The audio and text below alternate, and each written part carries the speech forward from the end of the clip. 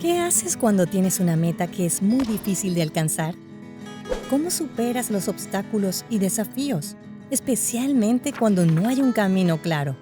Hoy vamos a conocer la historia de Georgia O'Keeffe. Ella quería convertirse en artista en una época en la que pocas mujeres alcanzaban la fama como artistas, así que tuvo que trazar su propio camino.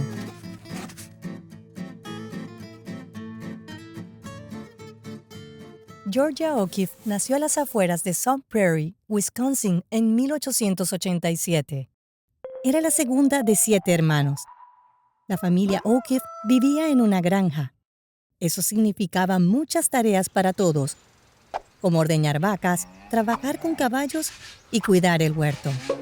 Pero aún había tiempo para jugar a las escondidas en los grandes graneros de la familia o para columpiarse en el patio trasero de la casa.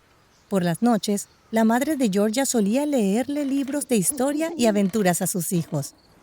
En el invierno de 1898, Georgia, de 11 años, comenzó clases de arte. Le encantaba dibujar y pintar, y lo que más le emocionaba era el proceso de aprender y esforzarse por mejorar cada vez más en su arte. Pero dar lo mejor de sí no siempre era fácil.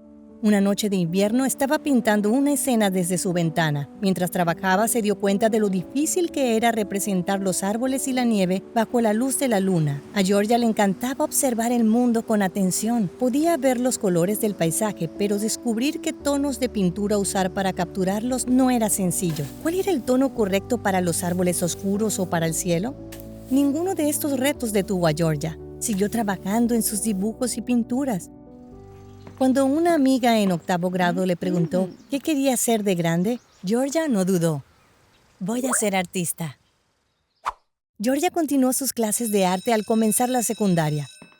Pero el primer día de clases, su maestra de arte, la hermana Angélica, criticó uno de sus dibujos. Dijo que era demasiado pequeño y oscuro. Georgia se sintió devastada e hizo lo posible por no llorar. Pero en lugar de rendirse, siguió esforzándose por mejorar sus dibujos. Hizo sus obras más grandes y luminosas. Al final del año, una de ellas fue elegida para aparecer en el catálogo escolar. En apenas unos años, Georgia estaba asistiendo a las mejores escuelas de arte del país.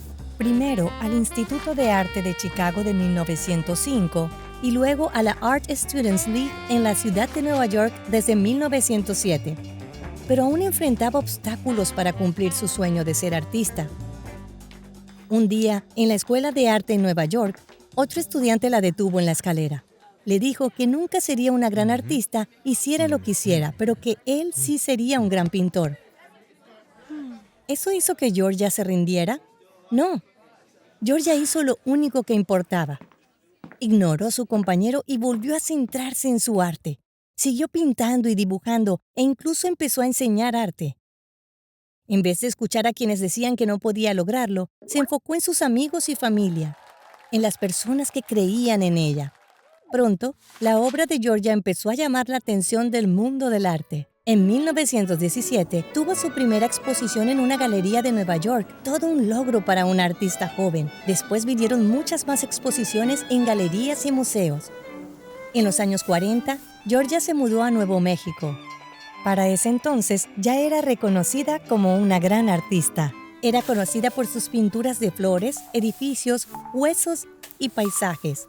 Tal como lo había hecho desde niña, Georgia observaba el mundo con detenimiento y trabajaba duro para expresar su visión personal a través del arte a lo largo de su vida. La infancia de Georgia en Wisconsin tuvo un gran impacto en ella. La vida en la granja le enseñó el valor del trabajo duro y los cuentos, junto a su madre, le inculcaron un amor profundo por el arte y la educación. Hubo muchos momentos en que Georgia pudo haber abandonado su sueño, pero eligió seguir trabajando por él. Su historia nos recuerda que debemos seguir adelante, incluso cuando los obstáculos se interpongan en nuestro camino. Y debemos detenernos a disfrutar la belleza que nos rodea cada vez que tengamos la oportunidad.